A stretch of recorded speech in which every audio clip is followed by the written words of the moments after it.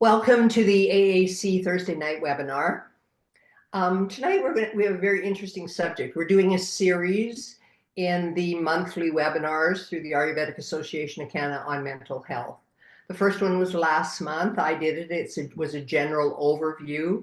And for the next three webinars, we will connect a subject to mental health. And I believe that Abhyanga and Shirodara are an awesome connection to being able to help anyone with their mental health. And Rachelle is going to talk about that today. So Rachelle Weir has a degree. She lives in Vancouver. She has a degree in philosophy, and she's a professional bodywork therapist, specializing in Abhyanga and Shirodara, which is perfect. She was trained at the Vancouver School of Healing Arts, and she's been practicing for 4 years. She also has a certification as an Ayurvedic health consultant through Kerala Academy in the United States. And she's working on her consultant's certification through Kerala also. So I'm really excited to have her talk about Abhyanga, Shirodara, self-love, how self-love and mental health go together. However she's going to do it will be awesome. And so I'll give the floor over to you. All right, thank you so much. And welcome to the presentation.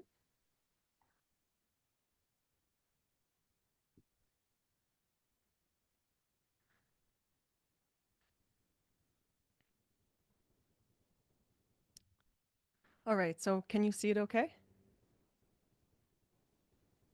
Oh, you're muted, Erica.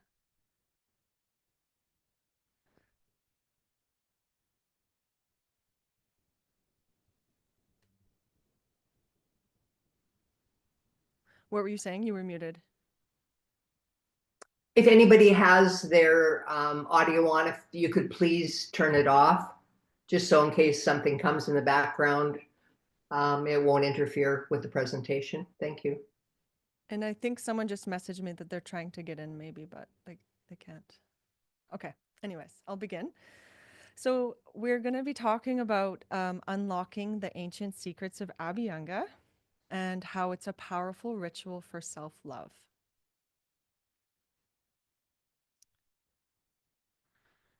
So, what is Abhyanga?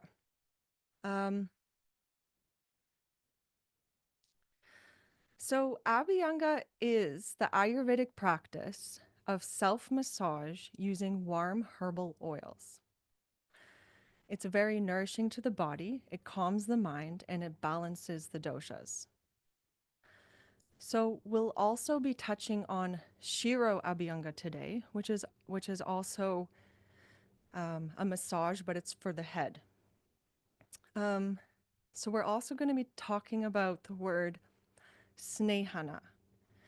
So, this is a Sanskrit word and it has several meanings. And when we unpack the meaning, it's a very beautiful thing. So, we're going to be incorporating that. And then we'll learn how it is a ritual for self love. And then also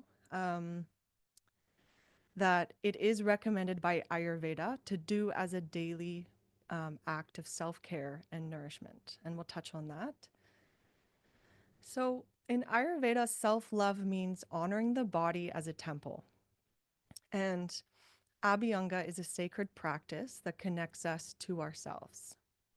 So, just as oiling leather keeps it supple and resistant to wear, Abhyanga nourishes and protects the body, preserving its strength, resilience, and vitality. Just like self love sustains the mind, body, and spirit.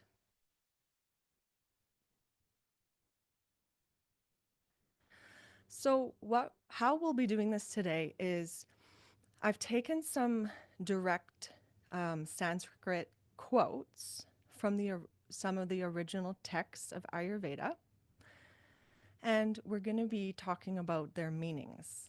So, we'll be looking at quotes from the Charaka Samhita and the Ashtanga Hridayam.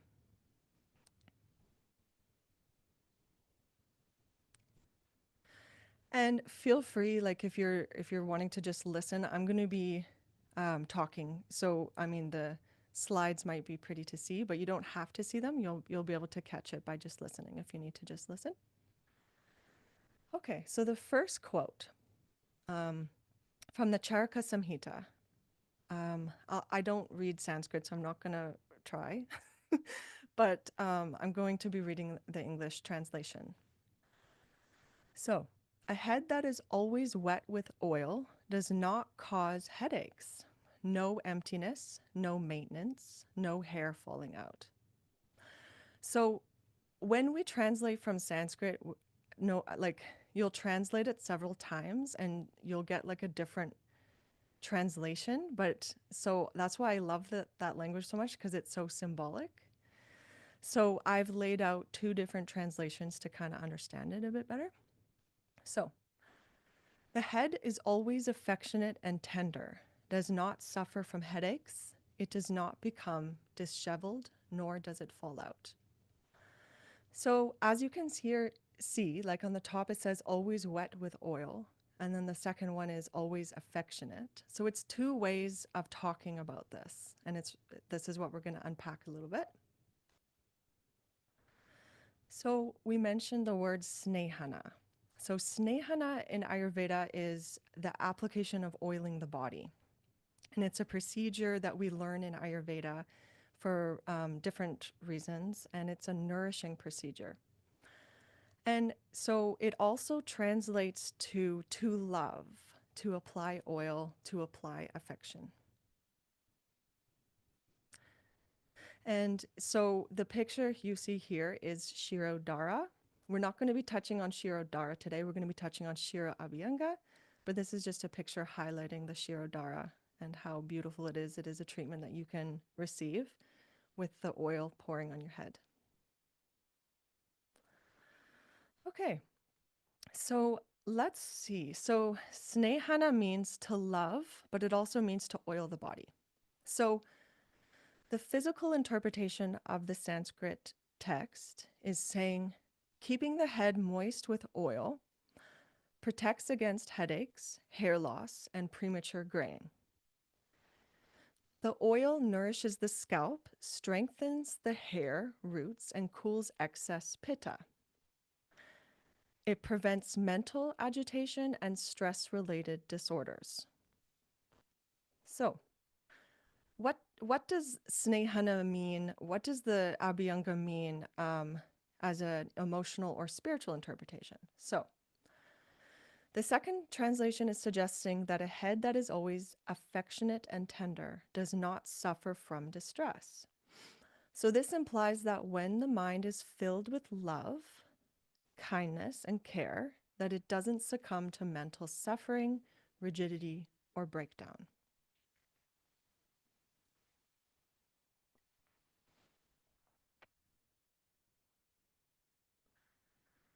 All right, so the next quote. The strength of the head and the forehead is especially increased. They have strong roots and long dark hair. The strength of the skull especially increases. The strong roots and long black hair also arise.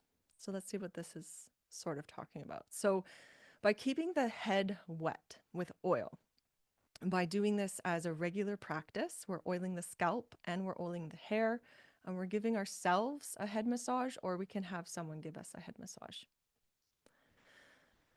So in the physical way, by oiling the scalp, we're nourishing the bones of the skull because oil is going to penetrate deep into the bone marrow and it's going to strengthen the tissues.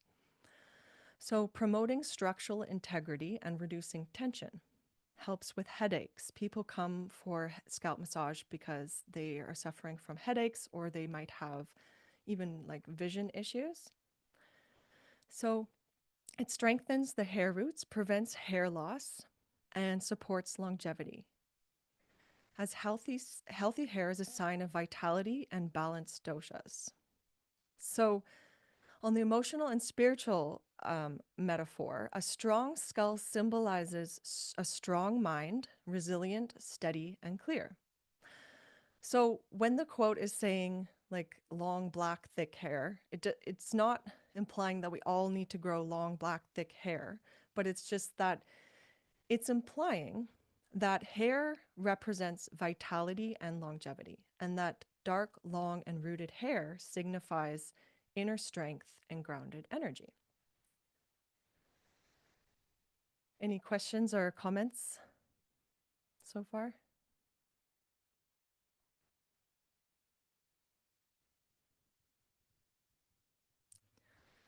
Okay, so the next verse, let's go into it. So the senses are satisfied and the face becomes healthy.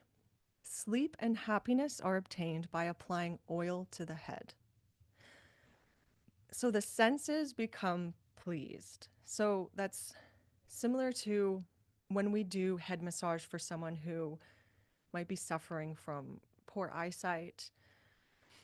Something about Abhyanga strengthens the senses. So the senses become pleased, the body becomes strong. The gain of sleep and happiness will be from the application of oil on the head. So there's a key symbolism here that the gain of happiness is obtained by oil on the head. But let's look at the symbolism of that.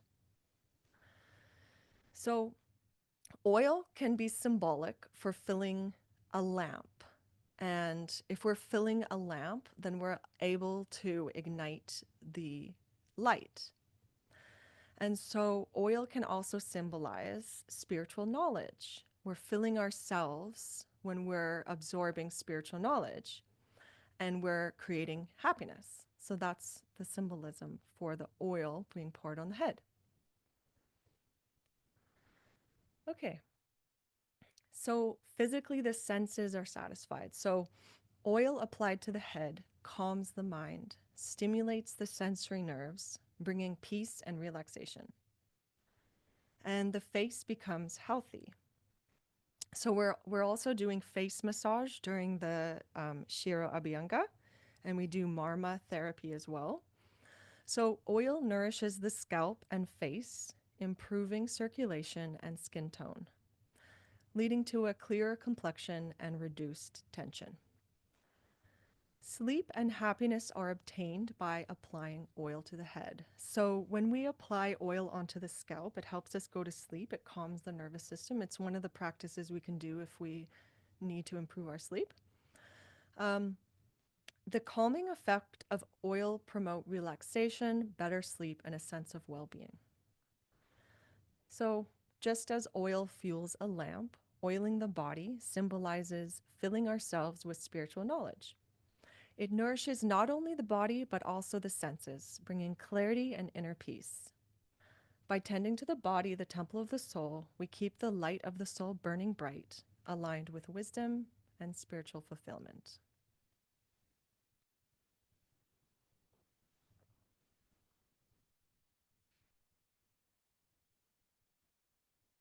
All right. Okay, so the next verse. From the rubbing of oil, as from rubbing the skin of a pot with oil, he becomes skilled in the limbs and strong enough to endure suffering. Just as a pot becomes firm through the rubbing of oil, so does a person become strong and capable of enduring hardships through affection and care.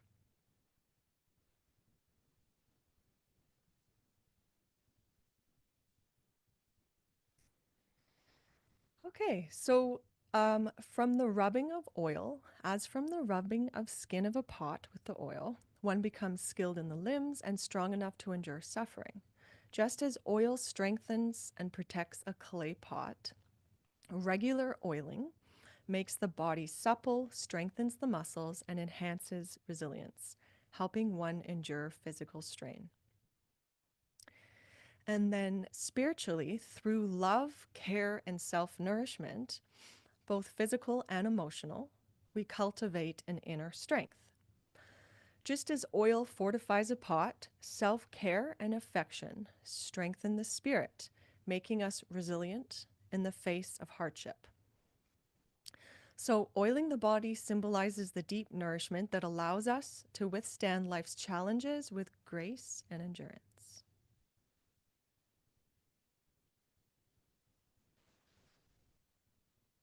All right, so the next quote, and the body becomes firm and smooth from the massage, which is true. As a massage therapist, I can attest to this, that when you are massaging the body, it becomes more smooth. A client will get on my table, and the first thing I notice is that their heart is a rock, and what manifests in the body is also in the mind.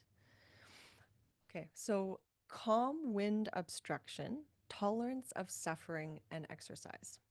So, another way of saying it. Thus, the body becomes strong through exercise and is free from the disturbances of calm winds, untroubled by hardships and exertions. So, let's unpack this quote a little bit. All right. So the body becomes firm and smooth from massage. So, regular massage strengthens the muscles, tones the skin, improves circulation, making the body more resilient and supple. Because Ayurveda wants us to cultivate suppleness, and we'll explain why. So, calming wind obstruction.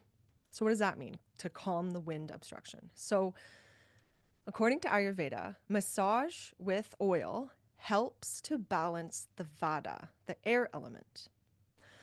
It reduces stiffness, dryness, and nervous system imbalances, which all come from a vata imbalance. So, one of the key things to balance vata is doing Abhyanga. Okay, so tolerance of suffering and exercise. So, by enhancing circulation and flexibility, which is what the massage does, it helps the body to endure physical exertion and recover more easily from strain.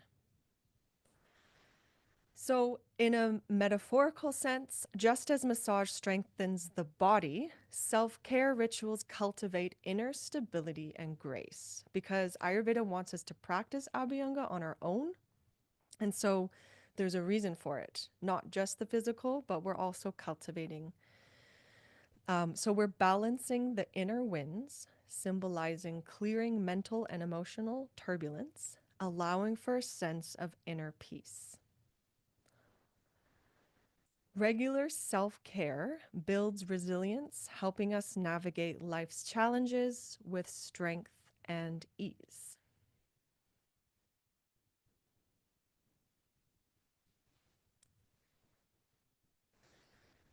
All right, so we'll go to the next quote. There is more air in the touch, and the touch is dependent on the skin. It is also very abrasive to the skin, therefore, one should dress it. The air is superior to touch. Touch is dependent on the skin. Therefore, a man should cultivate that which is the supreme touch.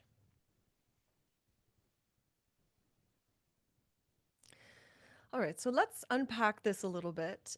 Me and some other students from my Ayurveda school were kind of talking about this one. It's a little bit there's a lot of symbolism in here, so I'll do my best to try to explain it. But I would love to hear if anyone else had a different approach to it. So, okay, so there is more air in the touch, and touch is dependent on the skin. So the sense of touch is governed by Vata, the air element, and relies on the skin because the skin is the organ for touch. It's the biggest organ in the body. So, making it essential to keep the skin nourished and balanced. So, without proper care, dryness and roughness can arise. And oil massage, Abhyanga, protects and nurtures the skin, preventing irritation and imbalance. So it's clear that by practicing oil application daily, we're increasing our sense of touch, which is something you don't always think about because you think of all your other senses and maybe improving them. But that we need to improve our sense of touch, and it's also symbolic, which is really beautiful. So by practicing oil application, we enhance its function, the function of the touch, bringing more balance to mind and body. Because I don't know if you've practiced this, but in my own practice of Abhyanga, I have been doing it consistently, and I've just noticed that I will be able to feel my body more and my skin, and that gives me a sense of protection. So, um, cultivating the supreme touch could mean many things, but could mean um, nurturing, being mindful, and having an intentional touch. So, whether through self care, healing practices, or it's going to translate in our loving gestures towards others because we touch people not just physically, but we touch people all the time with what we say. And if we're coming from a place of self care, then we're able to touch better.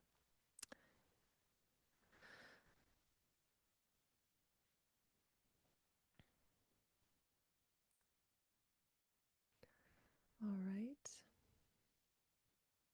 Okay, so we'll go to the next verse. So, he was well touched and well digested, and strong and pleasant to look at. Because of the constant appearance of the body, the man is also slightly old. The one with a well formed body, strong and pleasing to the eye, becomes a man who is not short lived due to the constant presence of youth. So, Abhyanga is definitely an anti aging practice. Um, yeah, so the physical meaning of the quote: a well maintained body, nourished through practices like Abhyanga, enhances strength, digestion, and appearance.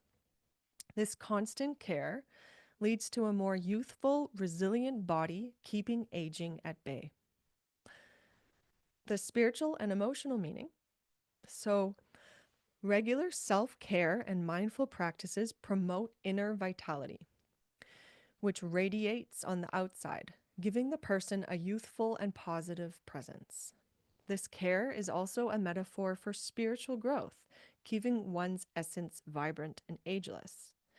Because as we grow also spiritually, we also have like a spiritual youth as well. So that's what it's symbolizing. All right. So going to the last part of the verse here. So harshness, stupor, roughness, fatigue, and sleepiness in the feet. They are immediately relieved by the use of foot massage. The roughness, stiffness, and fatigue of the feet are immediately alleviated by foot massage. So we do Abhyanga on the full body, but then we also do Abhyanga, Shiro Abhyanga on the head, and we do Pad Abhyanga on the feet. So that's what we'll talk about a little bit. Okay.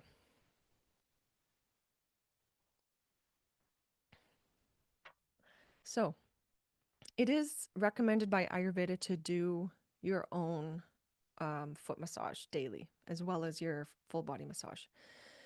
So foot massage alleviates roughness, stiffness, fatigue in the feet by improving circulation, relaxing muscles, and soothing the nervous system, providing an instant relief.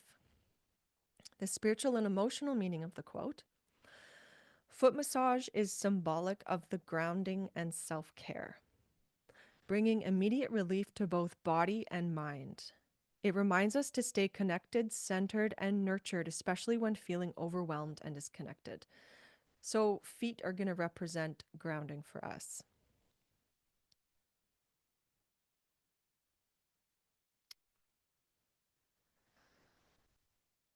All right. So, the next part of the verse: tenderness, strength, and stability are born in the feet.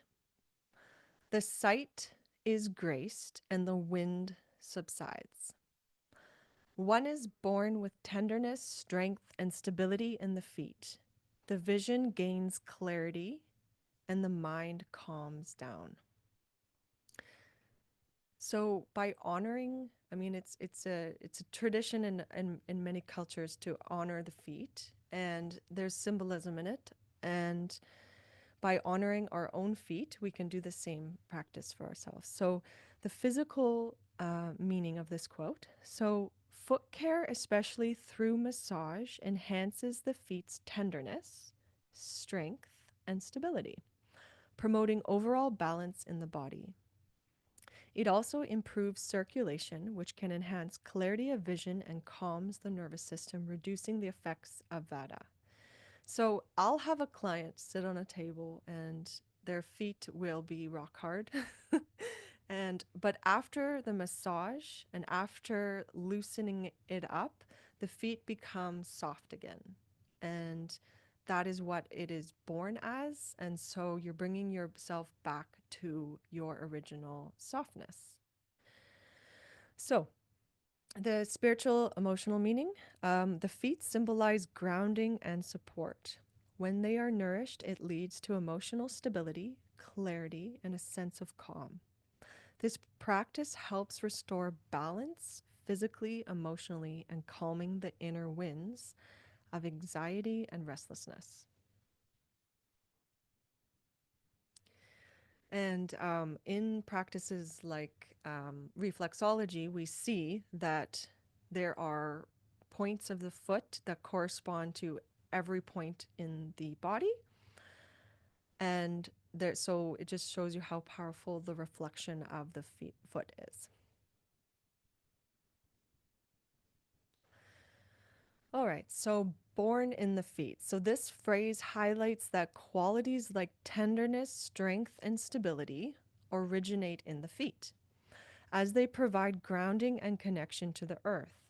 A strong foundation supports the entire being, just as a tree grows from its roots.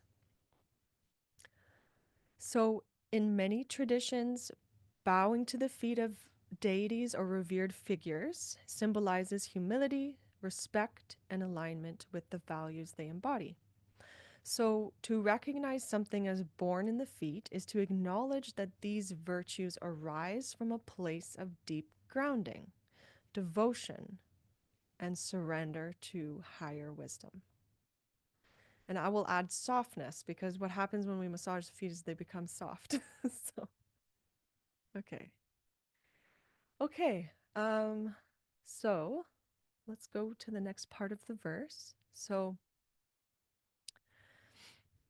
there will be no vulture's wind, no cracking of the feet, no contraction of the head muscles by foot massage in the feet. There should be no swelling of the feet like that of a vulture, nor should there be contraction of the veins in the feet due to foot massage. So, what is this vulture's wind meaning? So, the vulture is often seen as a symbol of death, decay, and harshness, particularly due to its scavenger nature. So, in this context, the vulture's wind refers to the destructive, dry, and harsh qualities of air, vata, which can cause discomfort, cracking, or imbalance in the body, such as swelling or muscle contractions. So it's just highlighting the nature of when vata can get imbalanced and it can show up in the feet with, um, I think it's funny, they use vulture's wind. It's funny. Okay. Okay, so the Ashtanga Hriddiyam, we're gonna just, I think there's only one quote from this one. So, all right. So, um, one should practice Abhyanga daily, for it kills the wind of old age and fatigue. It gives grace to the eyes, nourishment, longevity, sleep, happiness, and strength. The head, ears, and feet should be specially dressed. One should regularly perform anointing, for it removes old age and fatigue. It enhances vision, strength, longevity, and firmness of sleep. One should especially cultivate it in the head, ears, and feet. So we've already touched on the feet and the head. So now let's just talk about the ears. All right. So the Vata dosha, which governs movement, dryness, and sensory perception, is strongly associated with the ears. When Vata is out of balance, it can lead to ringing in the ears, dryness or sensitivity in the ears, dizziness, and anxiety.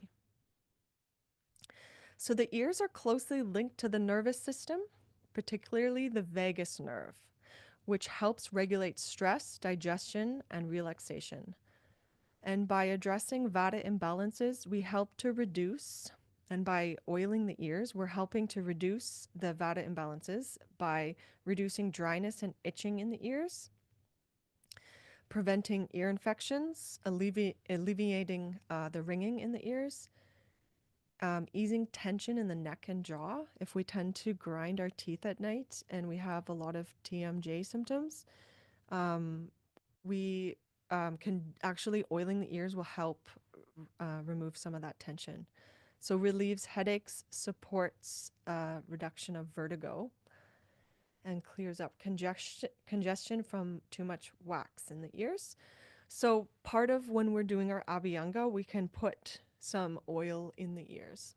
And when I do massage for my clients, I always do around the ears. I want to stimulate the vagus nerve. We learned that in our bodywork courses too. That was a really prominent area to focus on because it is highly relaxing. Okay, so let's just talk about how we can apply Abhyanga. So, Ayurveda is recommending that we perform it in the direction of hair growth and that we use a sesame oil, a warming sesame oil. Um, and so, sesame oil, um, because of its grounding properties, we can also use coconut oil because coconut oil cools the body. So, if it's summer or if you're high pitta, then you would use a cooling oil like coconut. And we can also use herbal medicated oils. And you can get certain blends specific for certain imbalances as well. So we'll talk about that in a second, what kind of oil to use. But so during the massage, when you're doing it to yourself, you're going to use circular motions around the joints um, to encourage movement and circulation. And you can use circular motions on the torso as well. So the goal is to allow the oil to be absorbed in the skin because you're feeding your body with unctuousness. The oil is going to feed the body. So that's why we're doing it as well as the massage. So we might not be able to significantly massage ourselves, but we can definitely oil the body, which does significant benefits as well. So in the first 5 minutes, the skin will absorb the oil. And then after 1 to 1.5 minutes, the oil penetrates the deeper layers or the dhatus.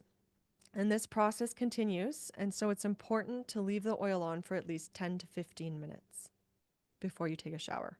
And then you might want to take a shower if you're heading to work or something. So, um, okay, so however, there are precautions for Abhyanga. So you want to make sure that you're not high fever and that you're not um, having any kind of like congestion. Like if you're having a cold and you're sick, it's not recommended to do. Or if you have indigestion or kapha aggravation, then it's not recommended. Because you want to think about you're oiling the body, so you're bringing the unctuousness into the body. And if you're heavy congestion, you already have a lot of stagnation, so you don't want to add more of that.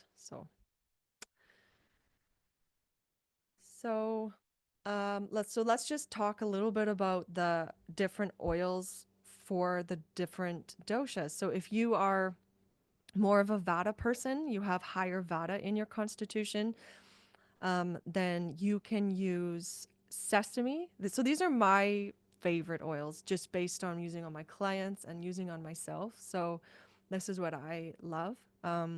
So I would recommend sesame oil, almond, avocado, castor.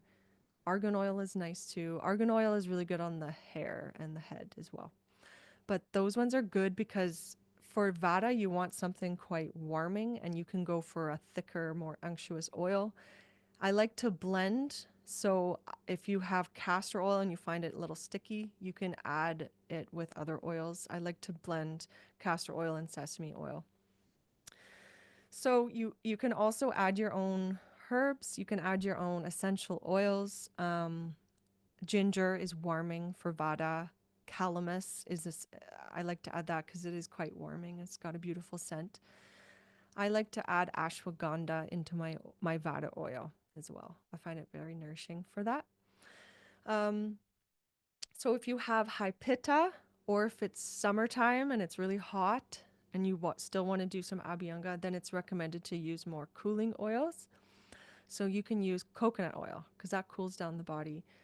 I don't mind using sunflower or olive or ghee or grapeseed for pitta, and especially if you're adding some pitta stabilizing essential oils and herbs, then it works well. So sandalwood, rose, jasmine, mint, lavender, those are just examples of things that will bring relaxation and calmness to the mind if a pitta person needs to focus on calming and relaxing and cooling. So if you are someone who has more like kapha in your constitution, then you have, because kapha is already heavy, oily, and slow. So you don't, Ayurveda recommends that we use a stimulating oil called mustard oil.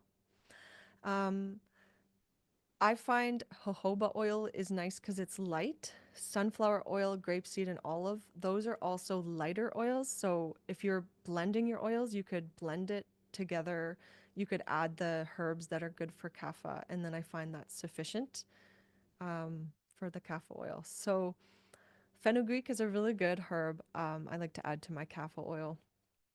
Ginger, cardamom, and camphor. I find it's very invigorating and kapha wants to be stimulated. You want to almost feel a little bit stimulated on the skin because you want to have the circulation for that. All right. Okay, so I'm just going to take a moment and just compare a little bit of in BC here and in other parts of Canada. We have RMTs. So that is our Western massage here. And I just wanted to take a moment just to compare the two modalities, just to give you a little reference in case you're not familiar with massage. So, um, Western massage, I'm just going to call it that, but I'm referring to like an RMT or something you'd find in a spa here, often uses minimal oil primarily to reduce friction during muscle manipulation. And some individuals may find the use of oil uncomfortable or greasy, possibly due to the lack of awareness about its benefits. And I have heard that often. People will be like, oh, I don't like the feeling of oil. And I've also heard it from practitioners saying they don't like to use oil, but maybe they're just not aware of its benefits. And so educating clients and therapists about the oil absorption and its benefits could enhance their appreciation for the use of oil. Okay. So also the therapeutic approach is going to be differing between our body work from Ayurveda and the body work from our Western massage. So in the Western massage, we're focusing on relieving muscle tension, improving circulation, promoting relaxation through techniques like kneading and deep tissue work, which is all really wonderful. And so Ayurveda, the Abhyanga, is more emphasized on a holistic approach.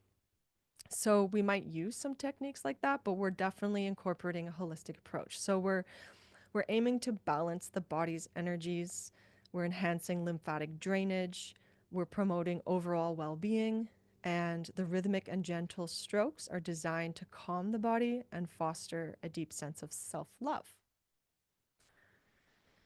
So, yeah.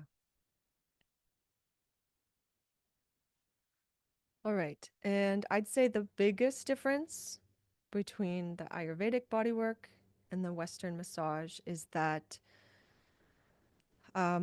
so the practitioners in Ayurveda approach individuals as yogis, treating them with care and affection akin to that given to a baby. So our teacher at in the Ayurvedic bodywork course was saying you're treating your client, your rogi, as a baby. And I've always loved that approach because when you feel fully like taken care of and your practitioner is caring for you, you can heal better. So I just find that is the biggest reason why I prefer to do the Ayurvedic approach to bodywork. So another big difference and that Ayurveda does differently is that Ayurveda is healing is viewed through a holistic lens with an emphasis on creating daily practices that support long-term health and balance. So, Abhyanga or Ayurvedic self massage is not meant to be an occasional therapy, but rather a regular part of one's daily routine. By incorporating this practice into our lives each day, we allow the oils to nourish the body and mind, promoting physical health, relaxation, and emotional well being. This consistency is considered vital in Ayurveda as it helps maintain balance and encourages self care. So, reinforcing a deeper sense of self love. So, by doing it every single day, we're cultivating the feeling of self love. Um, And of course, certain exceptions will apply that you can't perform Abhyanga, but primarily it is encouraged to do. So, okay. So we'll just conclude.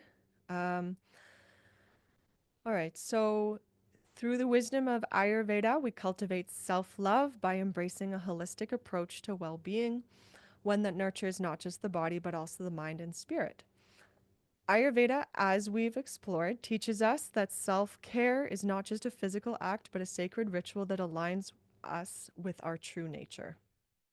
And by examining the Sanskrit text, we see that Ayurveda is deeply rooted in the understanding that true health is a union of the physical, mental, and spiritual realms. It reminds us that oiling the body is not just about nourishment, it is a metaphor for the love, attention, and care we deserve to give ourselves. So, this approach to wellness is profoundly transformative because the best version of yourself is one that is deeply cared for, honored, and loved. And when we engage in these ancient practices with intention, we are not just maintaining health, but we are embracing our highest potential and stepping into a state of true balance and self connection. So, I wanted to just share that I am putting on a in-person workshop with a friend of mine, Dr. Anu Patel, who is a registered professional counselor. And so we're putting on an in-person workshop. It is this coming Monday, and it is in Kitsilano. And if you were interested in attending and learning how mental health and Ayurveda work together, then I'd love for you to join us. And it will be in Kitsilano at the Peace and Love Studio. You can call me or email me if you would like to come, and we will explore how Ayurveda, Abhyanga, and therapy can work together as powerful partners on our journey to self love. So, also, I'm going to have Vata Pitta and Kapha Abhyanga oil blends available for purchase in person, as well as you'll be able to have discounts on professional counseling sessions with Dr. Anu and bodywork therapy sessions with myself. So I would encourage you to come if you're at all interested. All right.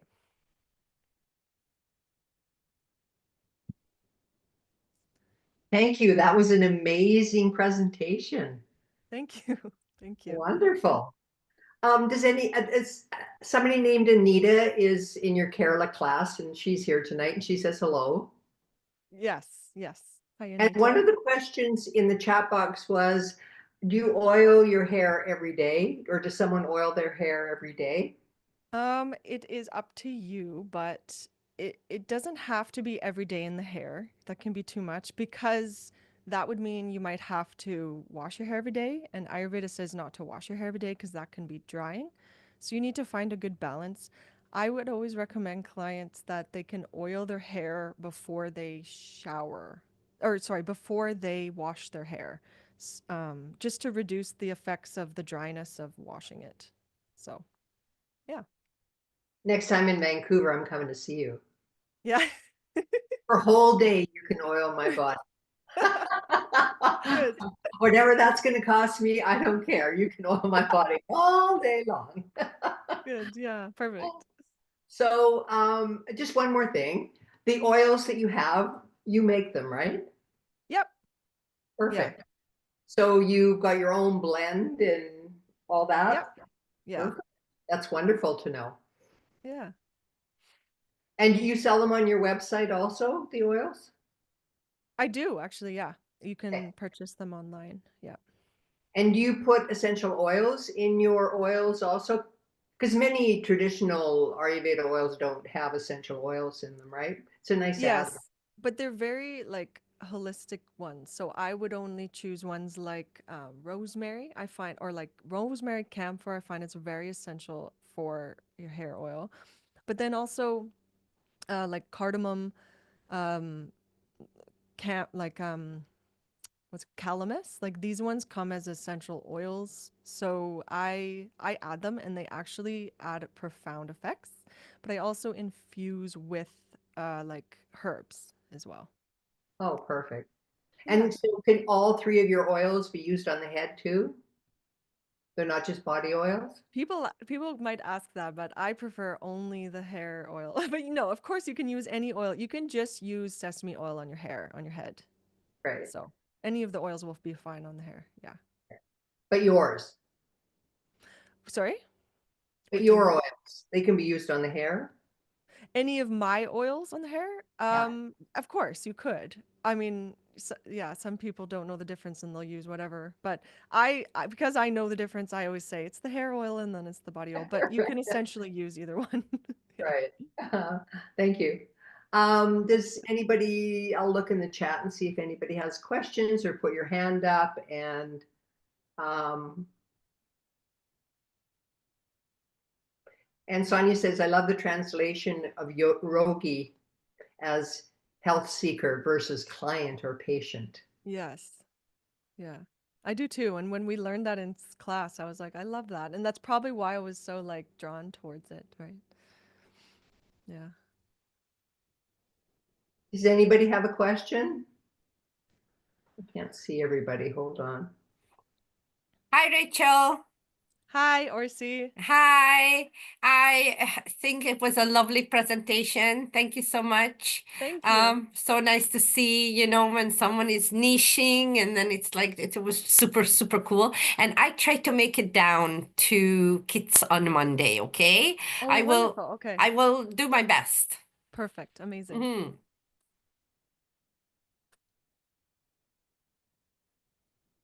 So if nobody else has questions, I have a few for you. Sure. So what about Abhyanga and menstrual cycles? Um, I wouldn't recommend doing too much during the menstrual cycle. Um, but it's up to you. I don't think we should be doing it on the maybe first and second day of the menstrual cycle. You don't want to do too much on that day because your body is already doing a lot. So, um, yeah. But then after the first and second day, it's probably okay to go back to your routine. Yeah. Okay, perfect. We're good? No other questions? Okay, there's no other questions, then hang on. Let me just look one more time in the chat.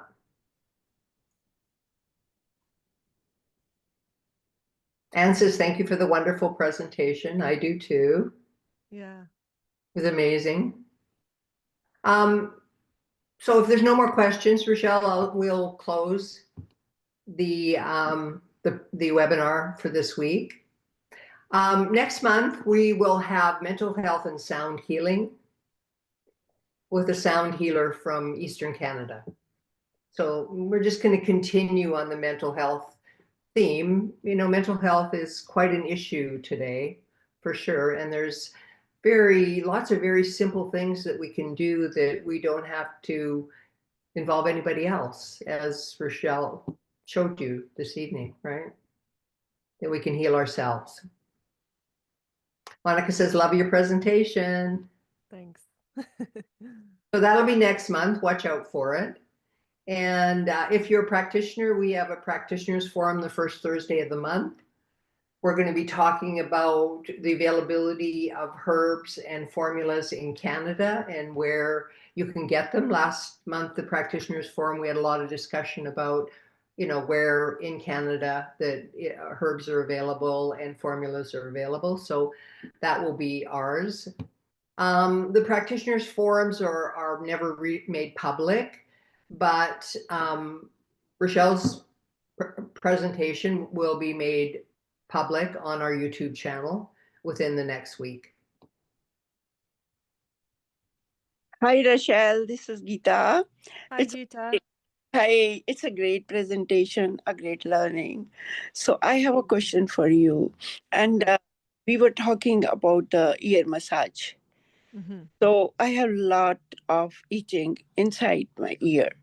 Mm. So how can you help me in that? You want me to massage my ear outside, or can I put some oil inside? You can put some oil just in the ear, Mm-hmm. and it's good for it, and it's going to help get rid of any like excess clogging. Oh, my So doctor, he checked. There's no clogging, but I think it is because of dryness. So this itching, and this itching is quite a bit. Sometimes it's just the end of the internal ear. yeah, so oil it for sure, and just see how it goes. See how it goes for you. If it gets better, Mm-hmm. just try it. Just try it, and then see how it goes, and then yeah. Mm-hmm. So you have oil, right? Coconut or whatever Yeah, you I got. that Yeah. extra virgin coconut oil and olive oil also. So Yeah. which one you want me to go with? I mean, personally, I would do sesame oil, but I think I know you and I know you love coconut oil, so you could definitely go with coconut oil. So, Manisha. Manisha has that black sesame oil. So, will that be okay, or the original white transparent sesame oil? What do you mean black sesame There, oil? there is one black sesame oil. It's black colored? Yeah. It I- should be like a brownish color, like an amber color. It shouldn't be, Yes. well, the one I know is an amber color and it's suitable for this. So I Mhm. don't know about maybe the other one. You see, there are two kinds of sesame seeds. One is that brownish, white brownish, and there are black sesame seeds also. Okay. So I maybe. just don't know about the black oil. I only know about the amber colored one. So Hmm. Hmm. I can give you some if you want to try. Okay, I can But yeah. when I come on Monday. I'll Yes. take. Sure. Thank you so much. Okay. Thank you for the question. Anyone else? Yeah, I guess the black sesame, it's the thing is, don't ask me about the black sesame oil because I have never used it, so I can't vouch for it. But Mhm. if other people know about it, let me know. Mhm. Yeah. Mhm. Manisha has. I can send you the picture of that bottle. So yeah, I can tell her she can send you the photo of that bottle. Sure. Okay. Yeah. Yeah. And I can check with my teachers if it's okay to use. Sure. Yeah. Yeah. Because I know the sesame oil is really very, very beneficial for many things, especially for the skin. So yes. So yeah, I will be using the normal champagne color sesame oil, the transparent one. So I can. Thank you. Okay. So in the chat, everyone's saying what a wonderful presentation you did. If you haven't looked at the chats or if you can't see them. All right. Yes, So if there's no, I no see other it. questions, then There's a question, how would we access the Thursday groups? What is that? the practitioners forum, is that what you're talking about? Hold on. The practitioners forum is there's always a Facebook and Instagram post about it the week before, a few of them. And if you would like to get a little bit more information, you can email me at Erica, MUEL @gmail.com. I host that also. I'm the membership director for the Ayurvedic Association in Canada. So you can look for those posts on Facebook and Instagram, or no, it's not only for members. It's open right now until we get a few more members. We haven't had a lot of people showing up for them, so we've opened it up for anybody to be able to come to the practitioners forum. I mean, we're trying to build a community, everyone, right? So the community is about sharing and helping each other out and helping each other grow your Ayurvedic business in Canada. That's what the Ayurvedic, we're a nonprofit. That's what we're here to do. And we know that Ayurveda can be difficult, right? I mean, it's still new, and sometimes you can feel like an island all by yourself out there. And we don't want that to happen, so come and join us anytime. And if you have any questions, you can also go to our website and just send an email. I monitor those emails, every other day.